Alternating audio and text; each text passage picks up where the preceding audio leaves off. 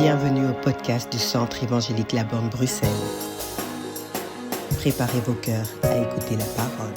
Ce matin, nous venons encore présenter devant vous, sous votre respect, et nous voulons dire merci à l'homme de Dieu, le pasteur Hugues, ainsi qu'à sa femme, maman Solange, et toute l'équipe de l'Église pour la confiance renouvelée. Nous voulons que l'Éternel puisse les bénir et se souvenir d'eux et que sa grâce repose sur chacun d'entre vous. Amen. Ce matin, nous sommes toujours dans notre grand thème « Soyons productifs ». Mais nous allons aborder un sous-thème « Être en mouvement ». Amen. Lorsqu'il m'a été demandé de conduire ce temps, c'est toujours des moments de remise en question, des moments où on essaye de savoir ce que Dieu veut que nous puissions dire devant son peuple. Parce que ce n'est pas nous, mais c'est lui qui a un message pour toi ce matin. Amen. Et le Seigneur m'a conduit dans cette image d'Abraham et il m'a fait comprendre quelque chose. Et au travers de cette image, j'ai un peu regardé ce que le Seigneur a fait avec toutes les personnes qu'il a utilisées. Et j'ai compris qu'il fallait toujours être en mouvement avec Dieu. Amen. Dieu n'est pas un Dieu du statu quo. Non. Alléluia. Il n'est pas un Dieu du surplace. Mais il est un Dieu qui est en mouvement. Et il veut que comme lui est en mouvement, que nous aussi, nous soyons en mouvement. Nous venons dans ce monde par la naissance. Et tout de suite, quand l'enfant sort, le médecin recherche quelque chose. Le mouvement que l'enfant doit faire avec ses poumons. C'est-à-dire, il doit pousser un cri. Alors, en ce moment-là, on dit oui. Cette personne est animée. Alléluia. Parce que s'il ne le fait pas, on va conclure que la personne est inanimée. Alléluia. Donc, des fois, il y a des choses que nous négligeons. Nous ne prenons pas le temps de nous asseoir, bien-aimés. Nous venons déjà, durant cette année, de passer 4 mois. 4 mois où Dieu nous a fait grâce. Nous avons vécu des choses. Mais est-ce que tu as pris le temps de te mettre, tu as pris le temps de faire un constat, une analyse de ce que tu as fait, tu as produit pour Dieu durant ces 4 mois? Puisqu'on parle de l'année de la production. Cela ne doit pas être un slogan qui se fait ici, sur la chair. Non. Ça doit être quelque chose que nous tous, nous devons mettre en application. C'est pour cela qu'il est important de faire ce constat. Est-ce que je suis en mouvement pour Dieu? Alléluia. Là où il m'a placé, là où il m'a établi, là où il permet que je puisse exercer, faire quelque chose, est-ce que je suis en mouvement pour lui? Ou bien je ne viens que passer du temps, faire ce que je veux. Mais au bout du compte, Dieu ne se retrouve pas. Et c'est important pour nous de comprendre que le mouvement, c'est quelque chose que Dieu attend de nous. Ce n'est pas Dieu qui doit se mettre en mouvement, mais c'est nous qui devons être en mouvement. Alléluia. C'est nous qui devons nous lever. C'est nous qui devons poser le pas. Et pour introduire ce thème, j'ai pu avoir quelques définitions sur Google et dans le dictionnaire pour nous aider à mieux cerner le sujet.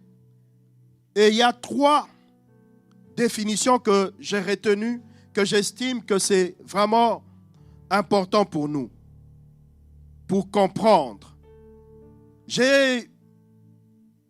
En parcourant une définition philosophique, on dit ceci: être en mouvement signifie également oser faire un pas vers l'inconnu. C'est ça, être en mouvement. Ah, je comprends maintenant beaucoup de choses, beaucoup de personnages dans la parole de Dieu, parce qu'ils faisaient un pas vers l'inconnu. Ils suivaient ce que Dieu disait, sans pour autant savoir là où ça allait leur mener, sans pour autant voir, mais ils faisaient confiance à celui qui est au contrôle de toutes choses. On nous dit accepter le déséquilibre pour grandir et s'épanouir. Donc être en mouvement, c'est accepter un déséquilibre. Le problème avec nous, c'est que nous voulons être toujours en équilibre. C'est-à-dire, je dois savoir où est-ce qu'on me conduit. Je dois savoir où est-ce que je vais. Mais avec Dieu, être en mouvement, ça ne fonctionne pas comme ça.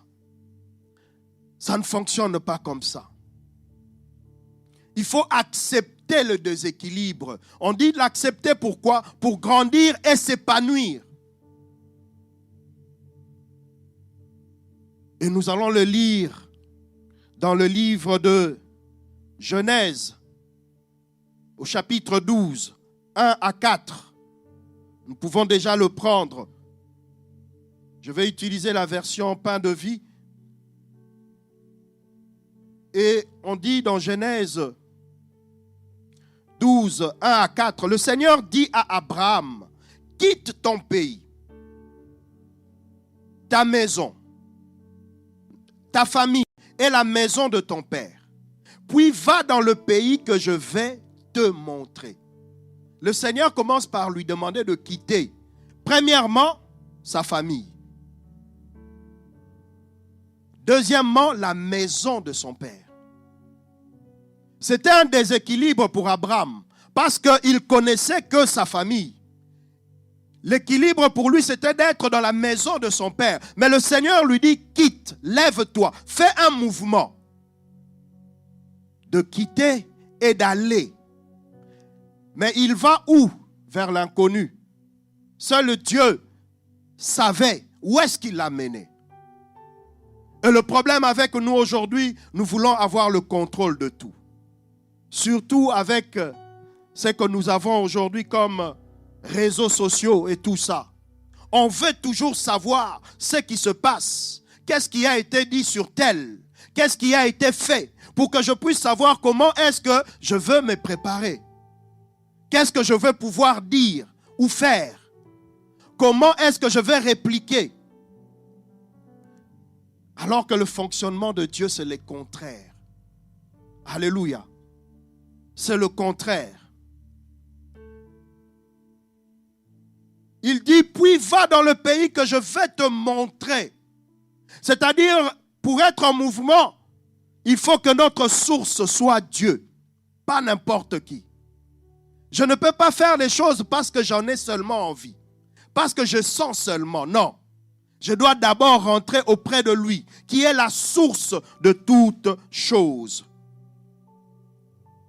Et le Seigneur lui dit, je ferai naître de toi un grand peuple. Je te bénirai et je rendrai ton nom célèbre. Je bénirai les autres par toi. Alléluia. C'est-à-dire être en mouvement, c'est pour que les autres soient bénis par toi. Ce n'est pas seulement pour que toi tu sois béni. Parce que souvent nous aimons ça, qu'on puisse me bénir. Ah, on m'a béni, ça fait du bien. Je ne suis pas contre. Moi-même aussi. Mais des fois, nous devons nous asseoir pour comprendre ce que la volonté de Dieu. Alléluia.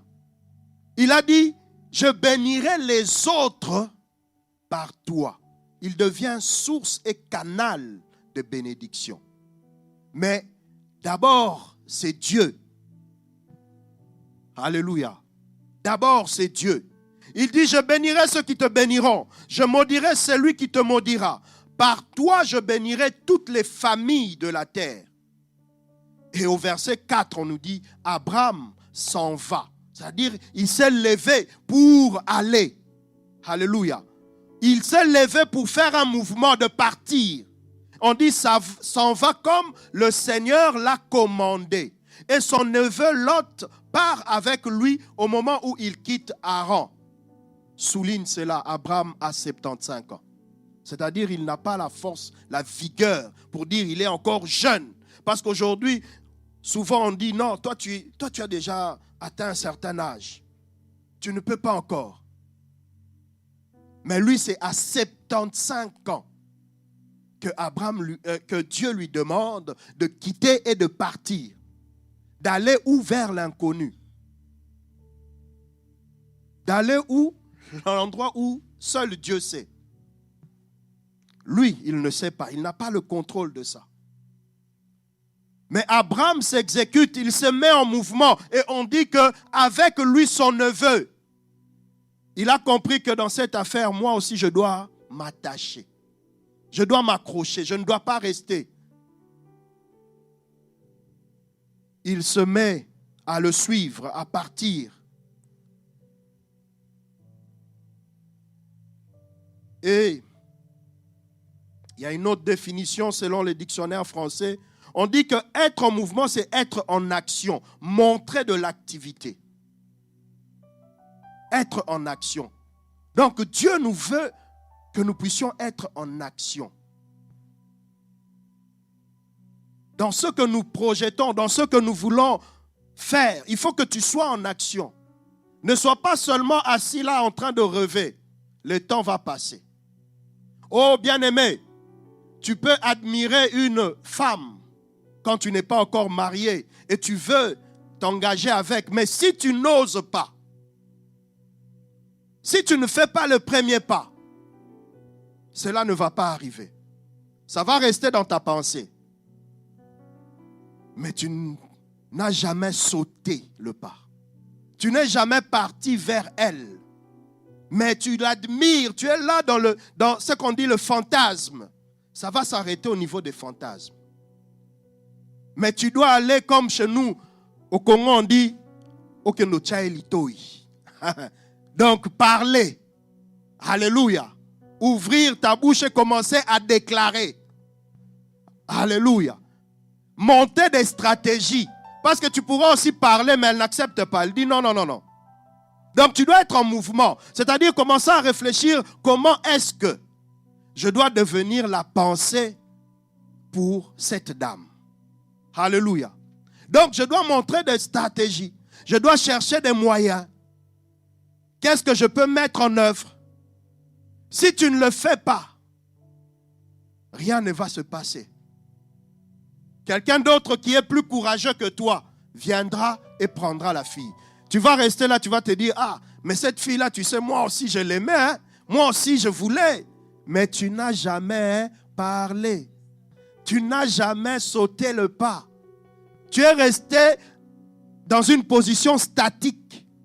Tu n'as pas voulu faire de mouvement. Pourquoi? Parce que tu as peur. Parce que tu as honte. Parce que tu dis que si je dis ça, peut-être que... Non, bien-aimé, vas-y, commence. Alléluia. Vas-y, commence. Tu ne peux pas savoir le résultat que tu auras obtenu si tu ne commences pas. Et même si il y a des rejets, travaille encore. Sois en mouvement. Ne sois pas oisif. Cherche par quel mécanisme je peux atteindre mon but. Et nous voyons ici au verset 7. Le Seigneur qui va se montrer à Abraham et lui dit, je donnerai ce pays à tes enfants et aux enfants de leurs enfants. À cet endroit, on dit Abraham construit un autel pour le Seigneur qui s'est montré à lui. C'est-à-dire, Abraham est arrivé au lieu où le Seigneur avait prévu pour lui. Et le Seigneur lui déclare, alléluia, parce qu'il a obéi. À être en mouvement, c'est aussi obéir au Seigneur. Parce qu'il a obéi, il n'est pas resté statique, il n'est pas resté dans la position de dire, Seigneur, je ne sais pas, j'ai 75 ans, tu vois maintenant, je n'ai plus de force, mais comment est-ce que je vais faire pour gravir, pour passer? Comment la route, elle sera comment? Non. Abraham s'est levé et il est parti. Il a obéi. Et de cette obéissance va naître sa bénédiction. C'est-à-dire le Seigneur va déclarer. il va se montrer à lui pour lui dire, je donnerai ce pays à tes enfants. Non seulement à tes enfants, aux enfants de leurs enfants. C'est-à-dire de génération en génération.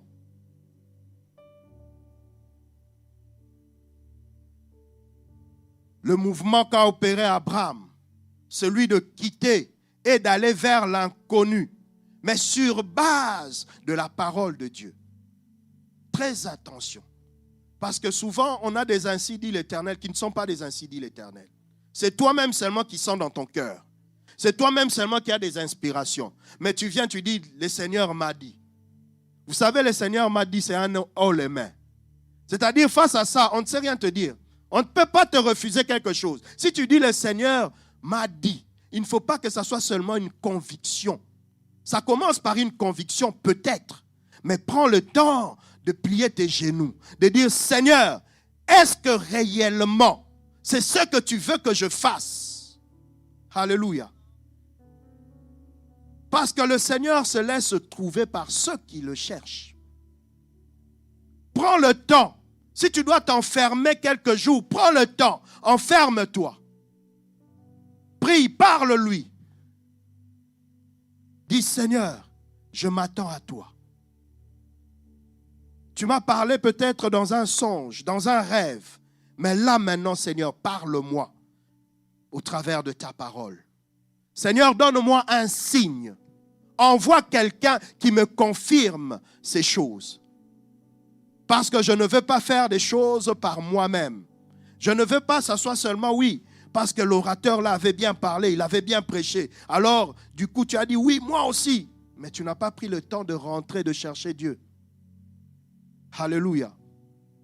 Prends d'abord le temps de chercher Dieu sur base de sa parole que tu pourras t'élever. Parce qu'en ce moment-là, l'ennemi va surgir. Les situations vont peut-être s'obscurcir. Mais tu vas dire, Seigneur, sur base de ta parole, je ne me t'ai pas levé seul. C'est parce que tu avais dit. Alléluia. C'est parce que tu avais dit. Je suis en mouvement parce que tu avais dit. Je ne suis pas en mouvement de moi-même. Non. Je suis en mouvement parce que tu avais dit. Et nous voyons que le fait que Abraham s'est mis en mouvement sur base de la parole de Dieu a produit la bénédiction. Non seulement pour lui, mais aussi pour les générations futures. Nous sommes le fruit d'Abraham. Alléluia. De cette obéissance, de ce geste qu'il avait eu à poser, aujourd'hui, nous aussi nous en bénéficions.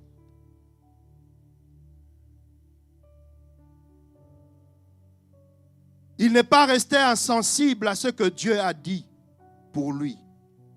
Car Dieu avait dit.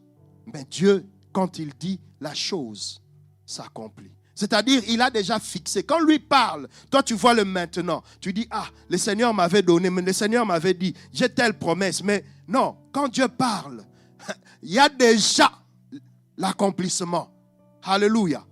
La marche peut être dure, compliquée, parce que c'est toi qui dois vivre cela. Mais lui t'attend déjà de l'autre côté. Alléluia. Lui t'attend déjà de l'autre côté. Et cela a produit en lui une autre action, de faire une action de grâce, de bâtir un autel. Parce qu'il a compris que ce que j'ai ici, je dois le sceller. Parce que souvent c'est ça. Nous disons, Seigneur, merci, mais tu passes comme ça. Non, il a compris. Non. Le Seigneur m'avait dit. Aujourd'hui, il a accompli ce qu'il avait dit. Alors, je dois bâtir ici un autel. Je ne dois pas laisser cela comme ça. Oh bien-aimé, combien de fois le Seigneur nous a donné de promesses. Nous les avons vues s'accomplir, mais nous avons raté l'action de grâce. Alléluia. De revenir à l'endroit pour bénir le Seigneur ou de dire, Seigneur, voici, Non, on dit, c'est normal, il a fait parce qu'il avait dit. Non, bien-aimé, Abraham nous donne l'intelligence de savoir ce que nous devons faire. Alléluia. Pour attirer encore la faveur de Dieu. Parce que ce qu'il a fait a attiré encore la faveur de Dieu. Dieu n'est pas resté juste sur ce qu'il avait dit. Non. Alléluia. Dieu l'a conduit encore plus loin. Dieu l'a amené encore plus loin. Alléluia. Mais au départ, il y a l'autel qu'il avait bâti. Alléluia. Dieu lui a dit, quand c'est arrivé, il a saisi. Qu'est-ce qu'il a fait? Il est venu, il a bâti un autel. Alléluia. Et nous pouvons le voir avec les lépreux face à Jésus. Ils sont guéris de leur lèpre. Jésus leur dit, lavez-vous, partez. Ils partent et en partant, ils constatent que ça change. L'autre s'arrête. Il dit, non. Le changement ici, je ne dois pas continuer. Les autres, eux, ils continuent. Ouais, c'est bon, on est parti. Mais lui dit, non, je dois retourner. Alléluia. Je dois retourner auprès de celui qui avait dit. Alléluia. De celui qui a fait. Je dois retourner auprès de lui. Et lorsqu'il revient, Christ dit, oh, mais vous n'étiez pas... Les autres, ils sont où? Qu'est-ce qui se passe? C'est-à-dire que l'action qu'il a fait a touché le cœur de Dieu. Mais il se rend compte que, en fait, c'est seulement lui qui a compris. Les autres n'ont pas compris. Les autres, ils ont pris, ils sont partis. Mais lui a compris que non. Il avait dit. Peut-être lorsqu'il avait dit, on se disait, bon, ça va peut-être marcher. Mais en marchant, on se rend compte que, en tout cas, ce qu'il avait dit là, ça a marché. Il a dit, je dois revenir. Je dois revenir auprès de celui qui a fait ces choses. Je dois revenir pour lui dire merci. Oh, bien-aimé, des fois nous pensons qu'il faut seulement prendre l'argent donné. Non, ne fût-ce qu'un merci. Alléluia. Le Seigneur n'attend pas que tu lui donnes son argent, non. Ne fût-ce qu'un merci. Mais nous sommes souvent oublieux. C'est-à-dire nous entrons dans la joie des choses, dans la jouissance des choses, et nous oublions. Et nous oublions. Dans Genèse 13, 1 à 2, on voit ici que Abraham va retourner au sud de Canaan avec sa femme et tout ce qui est à lui. Parce qu'Abraham, quand il est sorti avec tout ce qui était à lui. Il n'était pas sorti sans rien, non. Mais dans la marche, il y a beaucoup de choses qui arrivent. Il y a beaucoup de choses qui se produisent. Alléluia. Et Lot était toujours avec lui. Il ne l'a pas laissé. Il a compris que ce gars-là a une grâce de Dieu. Je ne peux pas m'en séparer. Je dois rester collé, serré avec lui. Et au verset 2, on nous dit, Abraham est très riche. Il a des grands troupeaux, beaucoup d'argent et beaucoup d'or. C'est-à-dire, le Seigneur va encore multiplier parce que lorsqu'ils vont passer en Égypte, il y a quelque chose qui va se produire. Le roi va les chasser, il va lui donner tout. Il va rajouter encore. Alléluia. Parce qu'il avait une alliance avec Dieu. Abraham ne marchait pas seulement pour marcher, non. Il avait une alliance avec Dieu.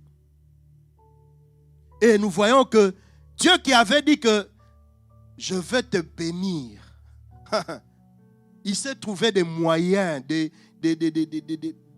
on va dire des virgules de ceci pour le bénir. Parce que quand nous lisons la parole, nous voyons qu'Abraham a fait passer Saraï comme sa sœur. On pourrait dire, mensonge, Abraham a menti, il a fait ceci. Mais les stratégies de Dieu ne sont pas nos stratégies. Alléluia. Les stratégies de Dieu ne sont pas nos stratégies. Face à l'adversité, le Seigneur, il sait que peut-être c'est la peur qui t'a fait dire ça. Mais au fond de lui, il sait que non, celui-là, c'est quelqu'un qui me craint. Parce que quand tu es vrai devant Dieu, tu es vrai. Ce ne sont pas les circonstances, bien-aimés. Et le roi fait la reproche à Abraham. Pourquoi m'as-tu menti? Mais il a ordonné, il a dit, prenez avec toutes les richesses qu'il a pu amasser ici, parce qu'il avait fui pour la famine, donnez-le lui, qu'il puisse partir. Et on nous dit qu'il était très riche. Alléluia. Il était très riche. Il n'était pas seulement riche, mais il était très riche. Et tout ça découle de l'obéissance. La clé, c'est parce que Abraham obéissait à Dieu. Alléluia. Il obéissait à Dieu. Et Dieu était là comme étant son secours. Dieu était là comme étant celui qui le tenait par la main. Et nous pouvons le voir dans Genèse 13, 16. On dit grâce à elle, c'est-à-dire grâce à Saraï, qu'elle avait fait passer comme sa sœur. On dit le roi d'Égypte reçoit bien Abraham. Il lui donne des moutons, des chèvres et des bœufs, des serviteurs et des servantes, des ânes et des ânesses et des chameaux. Il lui donne ça grâce à qui? À Saraï. Le moyen. Dieu utilise plusieurs moyens, bien-aimés. Ça, c'est Dieu. Ça, c'est Dieu. C'est pour cela, apprends à rentrer avec tes genoux auprès de lui. Parce qu'il connaît les moyens que lui peut voir. Ce n'est pas ce que toi, tu vois. Toi, tu te dis, ah non, ici, tu vois. Non, mais Dieu, quand il veut accomplir ce qu'il a comme dessein, oh bien-aimé, il met tout le monde d'accord. C'est-à-dire même là où on disait que ici ce n'est pas possible. Mais parce que Dieu est dans l'affaire, lui il met tout le monde d'accord. Alléluia. Le problème c'est que tu dois seulement être en mouvement. Abraham, lorsque la famine est arrivée, il pouvait dire on reste là, il y a la famine. Maintenant tu veux qu'on fasse quoi? Il a dit non, on va aller là-bas. Mais quand on arrive, comme tu es très belle, ne dis pas que tu es ma femme. Sinon, ça va m'attirer des problèmes. Alléluia. Mais fais-toi passer pour ma sœur. Et on dit, grâce à elle, le roi d'Égypte, il a ordonné, donner. Et à la fin, on vient dire au roi, mais ce n'est pas sa sœur, c'est sa femme. Malgré cela, le roi ne dit pas retirer, enlever. Parce qu'il pouvait aussi le dire. Ah, tu m'as menti, bon, on enlève. Non. Parce que le plan de Dieu était là. C'est-à-dire, il avait déjà prononcé la bénédiction. Alléluia. Dieu ne se repent pas de ce don et de ces... Alléluia. Il a dit, laissez tout. Ne retirez rien.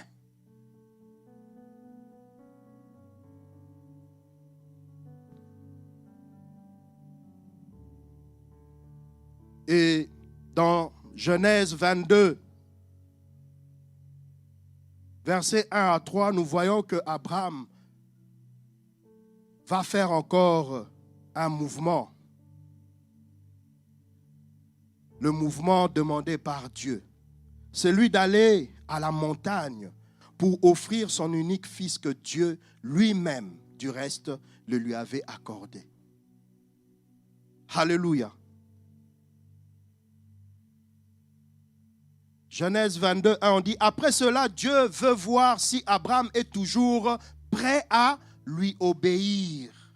Il l'appelle Abraham. Abraham répond, oui, je t'écoute. Dieu continue, prends ton fils Isaac, ton seul fils, celui que tu aimes tant. Bien aimé, quand on donne à Dieu, on ne doit pas donner à Dieu ce qu'on n'aime plus. C'est-à-dire ce qu'on n'a plus besoin là. Qu'on dit maintenant, Dieu, tu peux prendre. Non. Il faut donner ce que tu aimes tant. Alléluia. Le mouvement que Abraham devait faire, c'était celui-là. C'est de donner ce qu'il aimait tant. C'est-à-dire, c'est pour lequel il pouvait dire aujourd'hui, si vous voulez ma mort, vous aurez ma mort. Pas sur lui. Alléluia. Mais Dieu a dit, ton unique, celui que tu aimes tant. Dieu avait vu l'amour qu'Abraham avait développé pour son fils. Alléluia. Et il lui a demandé quelque chose, c'est d'aller le sacrifier. Alléluia. D'aller le sacrifier. Il dit, va dans le pays de Moria et là, offre-le en sacrifice sur une montagne que je te montrerai. C'est-à-dire, Abraham ne connaissait pas c'était quelle montagne, non. J'ai dit, être en mouvement, c'est être instable. Mais pour aller de gloire en gloire. Il était dans cette instabilité, il ne savait pas c'est quelle montagne. Et je ne sais pas si il a eu la discussion avec sa femme. Parce que Dieu lui a parlé à lui seul. Maintenant, qu'est-ce que tu vas dire à madame?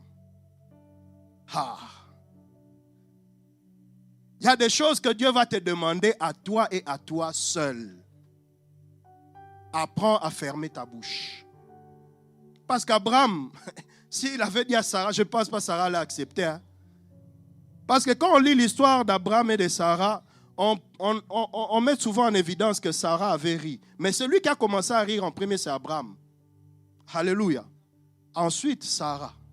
Mais Abraham, quand il a ri, Dieu ne l'a rien fait. Hein? Mais quand Sarah a ri, Dieu a dit, je veux venir à cette année-là même. Dieu a répliqué. Amen. Et Abraham va se rendre avec son fils. Ils vont se préparer pour aller.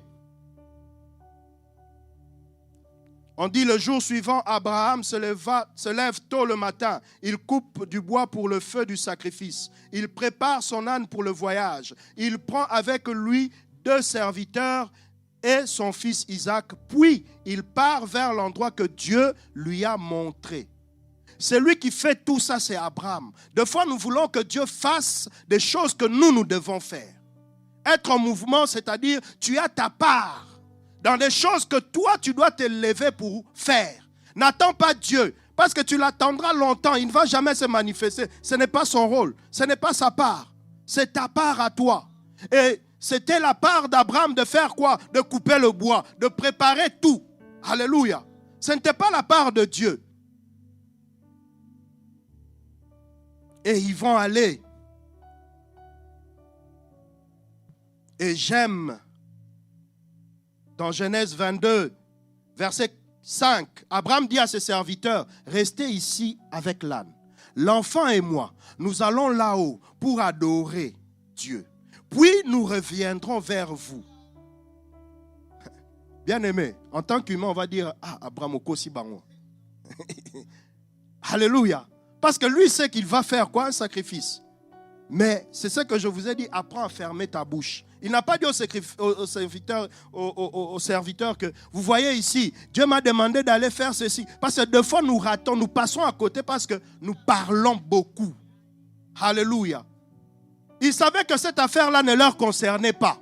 Eux ne devaient pas savoir ce qu'il y avait entre lui et Dieu. Il n'y avait que lui et Dieu. Ce n'était pas au serviteur de savoir. Amen. C'est pour cela qu'il leur a dit, non, moi et l'enfant, nous allons aller adorer. Mais ce n'est pas ce que Dieu t'a demandé. Dieu t'a demandé d'aller sacrifier. Alléluia. Il a compris, il a dit, non, dans cette affaire, c'est Dieu qui m'a parlé. Donc je dois toujours être moi et lui. Je ne dois pas commencer à dire des explications parce qu'on va te demander, oui, qu'est-ce qui a fait ceci? Alors que je n'ai pas à me justifier devant les hommes. Non, je n'ai qu'à obéir à Dieu. Alléluia. Je n'ai qu'à obéir à Dieu. Et Abraham va se rendre en ce lieu-là. Et on nous dit que dans Genèse 22, 7 à 18, je vais faire court. On nous dit que Abraham va prendre son fils, ils vont monter, ils vont aller. Et au moment où il veut justement aller, son fils lui pose une question. Au verset 7, il dit, nous avons le feu et le bois. Mais où est l'agneau pour le sacrifice? Le fils au moins savait qu'il y avait un sacrifice. Mais il ne savait pas que c'était lui. Alléluia. Il savait qu'il y avait un sacrifice. Mon père et moi, on va aller offrir à Dieu. Mais il ne savait pas que ce sacrifice-là, c'est moi. Il dit, où est l'agneau pour le sacrifice? Et au verset 8, souligne cela. On dit, Abraham répond, Dieu s'arrangera. Je vais dire à quelqu'un, quand tu te mets en mouvement, Dieu s'arrangera. Amen. C'est très important. C'est pour cela, toi, obéis. Parce que le reste, c'est l'affaire de Dieu. Dieu, il s'arrangera. Il dit, Dieu s'arrangera pour trouver l'agneau du sacrifice, mon fils. Alléluia. Et nous voyons à la fin, c'est ce que Dieu a fait. Amen. C'est ce que Dieu a fait. Lorsqu'il a constaté que Abraham m'obéit, Abraham fait ce que je lui ai demandé de faire. Il lui a dit, épargne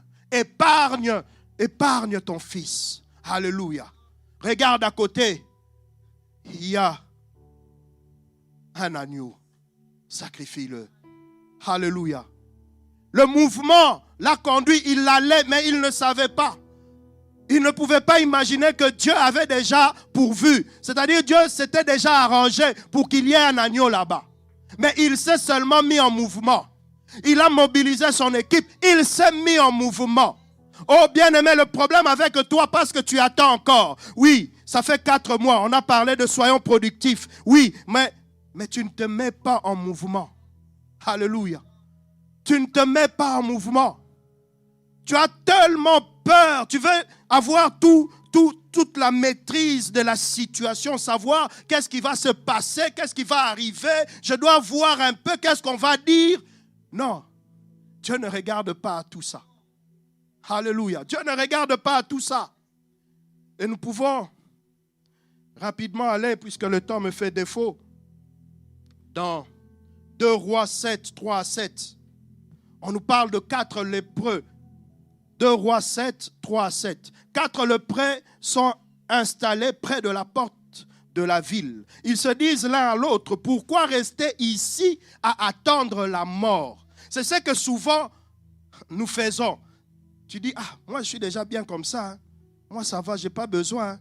Mais Dieu ne t'attend pas là seulement. Dieu est un Dieu de mouvement. Il veut te shifter, t'amener à une autre dimension. Mais toi-même, tu te dis, non. Je vais rester seulement ici, je vais attendre seulement la mort. Je suis venu seulement les accompagner. Non. Dans ma langue vernaculaire, on dit Mokilimbanga taba. Lelo ya yo, lobi ya muninga. C'est-à-dire que le monde est un cycle. C'est-à-dire aujourd'hui c'est pour toi. Mais sache que quand toi tu manges, demain moi aussi je vais manger. Mais le problème c'est que tu dois te préparer à ça. Si tu ne te prépares pas, si tu ne prends pas conscience de ça, tu risques de finir sans pour autant voir le demain qui est pour toi. De passer à côté. Parce que tu as tellement peur, tu as tellement l'image de Dieu carré qu'il ne peut pas, s'il fait ceci. Non, bien-aimé. Dieu n'est pas mathématique ou finance ou quoi, non. Dieu est Dieu. Il est au-dessus de toutes ces choses, de toutes ces normes. Dieu est au-dessus de tout cela. Bien qu'on a dit aujourd'hui par le médecin que ça ne va pas, c'est fini, ou le diagnostic. Je vais rentrer prier, demander le Dieu qui est le Dieu qui va s'arranger. Pour moi, le Dieu est capable de s'arranger, d'arranger la situation, de le ramener d'un point X vers un point B. Alléluia. Et les 4 lépreux avaient compris cela. Il dit, si nous décidons d'entrer dans la ville, nous ne trouverons rien à manger et nous mourrons. Si nous restons ici, nous mourrons aussi. Alléluia. Il dit, allons plutôt au camp des Syriens et livrons-nous à eux. S'ils nous laissent en vie, tant mieux, nous vivrons. Amen. S'ils nous tuent, tant pis, nous mourrons. Mais au moins, on s'est mis en mouvement. Au moins, on a essayé. Alléluia. J'ai dit à quelqu'un ce matin, essaye encore. Essaye encore. Mets-toi en mouvement. Et on nous dit dans le verset 6, en effet, dans le camp des Syriens, le Seigneur a fait entendre le bruit d'une grande armée avec des chars et des chevaux. Tu ne sais pas ce que le Seigneur peut faire entendre dans les camps de tes ennemis. Alléluia. Ils ont eu cette audace, ce courage. Ils se sont levés. Et le Seigneur a fait le reste. Il s'est arrangé. Il a vidé le camp. Ils sont venus, ils sont rentrés. Il n'y a personne ici. Ils commencent à prendre. Ils commencent à prendre. Ils commencent à prendre. Après qu'ils se sont rassasiés, ils ont dit, c'est une bonne chose. Maintenant, on peut appeler les autres. Ils peuvent venir. Alléluia. Ils peuvent venir. Et c'est ça. Parce qu'ils ont pris la décision de bouger. De se mettre en mouvement. S'ils ne s'étaient pas mis en mouvement, ils n'allaient pas vivre cela. Le problème avec toi, c'est celui-là. Tu te plais, tu te dis, oui, je suis maintenant en Europe. Gloire à Dieu. Le reste, c'est bon, je n'ai pas besoin. Mais Dieu t'attend à un autre level. Un autre level. Parce que Dieu est un Dieu qui est en mouvement. Il veut que dans ce mouvement, que toi aussi, tu puisses être avec lui. Et c'est pour cela, être en mouvement, alléluia, être en mouvement, ça nous fait comprendre qu'il faut notre implication.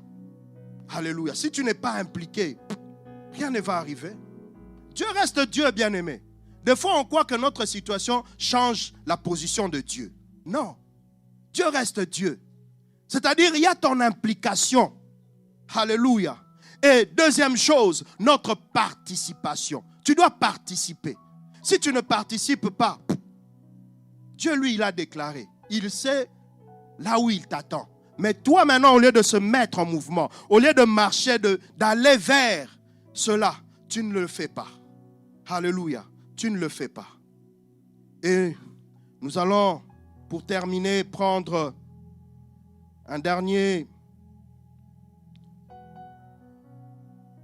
dans le livre de Luc 13, 6 à 9, où maintenant c'est Jésus. Alléluia. On dit, il y a quelque chose que tu dois comprendre, qu'il y a le mouvement extérieur, mais il y a le mouvement aussi interne. Alléluia. Tu dois produire le mouvement, pas seulement de manière extérieure que les gens voient, mais aussi, Dieu attend que nous puissions être en mouvement de manière interne. La prière fait partie de mouvement interne que tu dois mettre en œuvre. Alléluia. Et ici, on nous dit, dans Luc 13, 6 à 9, on dit, ensuite Jésus leur dit cette histoire. Un homme a un figuier planté dans son champ. Alléluia. Le figuier est planté dans son champ. Comme tu es là, tu es planté dans le champ de Dieu. Alléluia. Il vient chercher des figues, mais il n'en trouve pas. Bien-aimés, souvent c'est le cas de beaucoup d'entre nous. Le Seigneur vient demander des fruits, mais il n'en trouve pas. Parce que nous sommes distraits par les choses de ce monde. On se pavane dans les choses qui n'ont pas bénéfice pour Dieu. Alors quand il vient demander le fruit, on dit il n'en trouve pas. On dit alors il dit à son ouvrier, regarde, depuis 3 ans je viens chercher des figues sur ce figuier et je n'en trouve pas. Lui-même Dieu, il dit quoi? Coupe-le. Ce n'est pas la peine qu'il use la terre inutilement. Oh bien-aimé, en lisant cela, je dis Seigneur, fais que je n'use pas la terre inutilement. Non, je refuse. Je dois être productif. Alléluia. Je dois être productif. Parce que ici, ce que le Seigneur voulait, c'est une production interne. Alléluia, pas externe. Il venait demander quelque chose qu'il savait qu'il a mis en toi. Il t'a placé dans un champ où tu peux produire, mais tu ne produis pas, tu ne donnes rien. Tu ne viens qu'avec de pleurnichements, avec de pleurs, avec de ceci. Alors qu'en toi, il a mis des capacités, en toi, il a mis des choses. Mais ces choses pourrissent en toi. Alléluia. Ces choses, tu ne les exploites pas. Tu ne fais rien pour. Mais il faut savoir qu'au rendez-vous du donner et du recevoir, Christ se présente toujours pour dire, où est mon fruit? Alléluia. Où est mon fruit? As-tu produit pour Dieu? Combien d'âmes as-tu gagné? Combien de personnes as-tu parlé de Jésus? Où tu les as exposés, ce qu'il a fait dans ta vie. Parce qu'il y a des choses qu'il a fait dans ta vie. Mais tu te tais, tu ne veux pas le dire, tu as honte. Parce que tu te retrouves dans un milieu où on parle de tout et d'autres choses. Toi aussi, tu te mets aussi là à dire tout et autre chose. Mais pas Jésus. Non, lui on le garde. Lui on le cache. Alléluia. On attend de toi d'être productif dans le service. Mais non, tu as toujours des excuses. Tu viens toujours présenter à Dieu des choses que le monde réclame, mais pas lui. Pas Dieu. Non, pas Dieu. Oh bien-aimés, prenons conscience de cela. Et au verset 8, l'ouvrier lui répond, Maître, laisse-le encore cette année. Il dit quoi? Je vais creuser la terre tout autour. Je vais mettre de l'engrais. C'est-à-dire, je vais le stimuler. Je vais encore faire en sorte qu'il puisse encore, oui, faire sortir en lui ce qu'il a de meilleur. Alléluia. Bien-aimé, Ce n'est que lorsqu'on perd un être cher qu'on se rend compte de la valeur de la vie. Mais souvent, nous qui sommes là encore en vie, nous sommes ingrats. Nous sommes vraiment ingrats. C'est-à-dire au sortir de ce culte, beaucoup, on va retourner dans nos affaires. On va faire fi. Mais on oublie que le Seigneur nous a parlé. Il y a des choses que moi, je dois m'élever pour faire. Il y a des choses, ce n'est pas seulement la prière du pasteur, non. Ça demande que moi, je puisse me mettre en mouvement. Il y a des décisions que je dois prendre d'abandonner et de laisser certaines choses. Mais je ne le fais pas. On est ingrat. Mais quand on apprend, on dit, hey, ça fait mal. Hein. Hey, mais que penses-tu de ta vie? Est-ce que moi, je suis meilleur que celui qui est parti? Est-ce que moi, ma vie, elle vaut plus que lui? Est-ce que je remplis la terre inutilement en étant pressé d'aller dans les fêtes, dans des choses comme ça, mais sans pour autant prendre la peine de travailler ma relation avec lui? Alléluia. Ce n'est pas au soir de notre vie que nous devons faire cela. C'est au moment où il t'accorde encore le souffle de vie. Alléluia. C'est au moment où il t'accorde encore le souffle de vie. Et si je peux aller rapidement dans Marc 11, 12 à 14, où on nous parle, Christ nous dit, on nous dit ceci, le jour suivant, ils sortent de Béthanie. Jésus a faim. Il voit de loin un figuier avec des feuilles. Il s'approche pour chercher des fruits. Mais quand il est près de l'arbre, il ne trouve que des feuilles. En effet, ce n'est pas la saison des figues. La Bible précise que ce n'est pas la saison.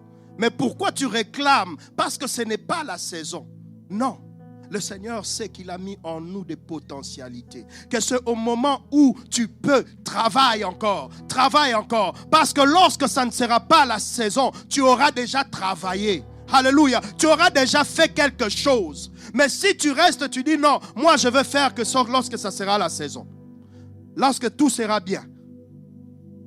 Mais lui viendra réclamer au moment où ça ne sera pas la saison. Alléluia. Bien-aimés dans le Seigneur, ouvriers, peuple de Dieu, prenons conscience de cela parce que ce qui est arrivé à ce figuier est triste. On dit, Jésus dit, personne ne mangera plus jamais de tes fruits. Et ses disciples entendent cela. Et quand nous lisons plus loin, les disciples reviennent passant par là, ils constatent, c'est sec. Ils reviennent, maître, mais ce que tu avais dit là, c'est sec. N'attendons pas que l'Éternel prononce une parole parce que nous n'avons pas honoré son service, parce que nous n'avons pas honoré ce qu'il nous demande. Aujourd'hui, nous sommes tous par la grâce de Dieu appelés royaume des sacrificateurs.